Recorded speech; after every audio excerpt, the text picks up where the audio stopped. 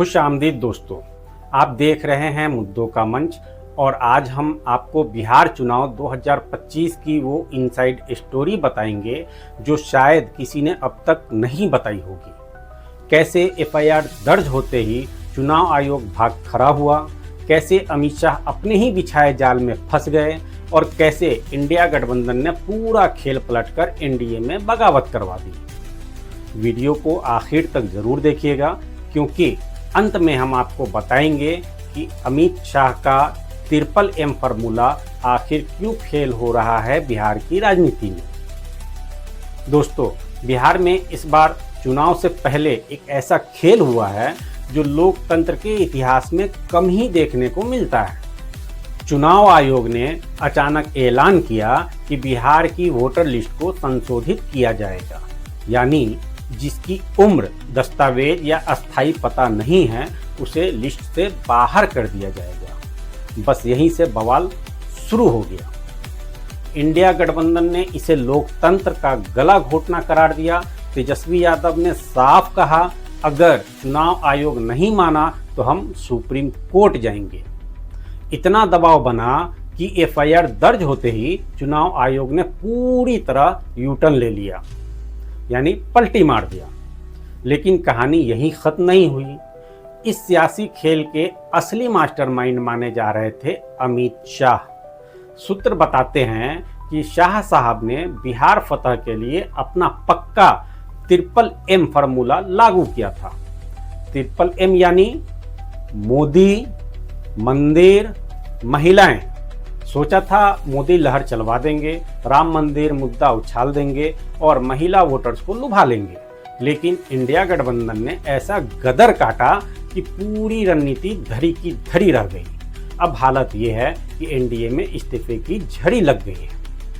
कई छोटे दल अलग खेमे में जाने की तैयारी कर रहे हैं। इस पूरे हंगामे के बीच चुनाव आयोग ने एक बड़ा ऐलान किया। 2003 की वोटर लिस्ट रिलीज कर दी। अब जिन लोगों का नाम 2003 से पहले लिस्ट में था उनके लिए राहत की खबर है। करीब 80% लोगों को इससे फायदा होगा।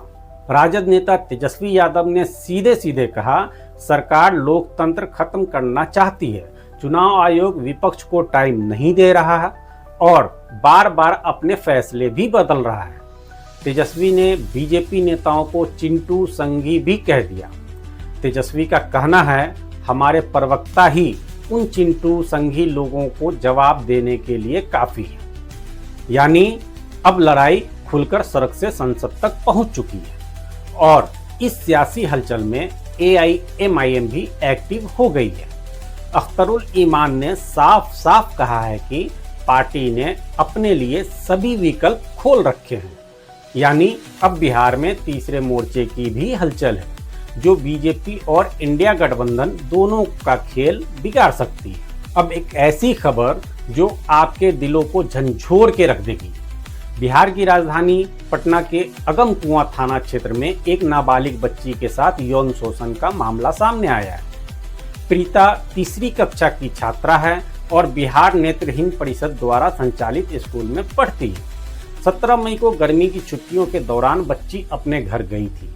जब 16 जून को छुट्टियां खत्म हुई तो बच्ची ने स्कूल जाने से इनकार कर दिया और अपने पिता को स्कूल के क्लर्क अजीत कुमार की करतूत बताई। पिता ने तुरंत अगम कुआं थाने में शिकायत दर्ज की और पुलिस ने आरोपी अजीत कुमार को गिरफ्तार कर लिया। ये घटना समाज के लिए एक चेतावनी है। आखिर कब तक मासूम बच्चियां ऐसे हैवानियत का शिकार होती रहेगी। ये मामला भी बिहार चुनाव में कानून व्यवस्था पर सवाल खड़ा कर रहा है। बिहार के मौसम का हाल भी जान लीजिए।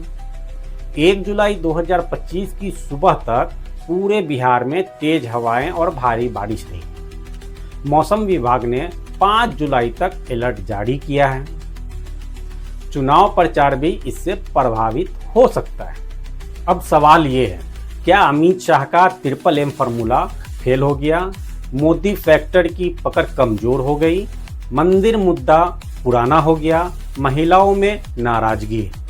एनडीए में बगावत और इस्तीफों ने भी मुश्किलें बढ़ा दी। दोस्तों, बिहार की सियासत में अभी बहुत कुछ होना बाकी है। क्या चुनाव आयोग फिर पलटी मारेगा? क्या तीसरा मोर्चा एनडीए इंडिया गठबंधन दोनों को मात देगा? क्या अमित शाह इस जाल से बाहर निकल पाएंगे? इन सब सवालों के जवाब हम लाएंगे अपनी अगली रिपोर्ट में। वीडियो अच्छा लगा हो तो लाइक, कमेंट और चैनल को सब्सक्राइब जरूर करिए। मैं हूं सिराजुस सबा। मुद्दों का मंच पर मिलते हैं अगले धमाकेदार एपिसोड में।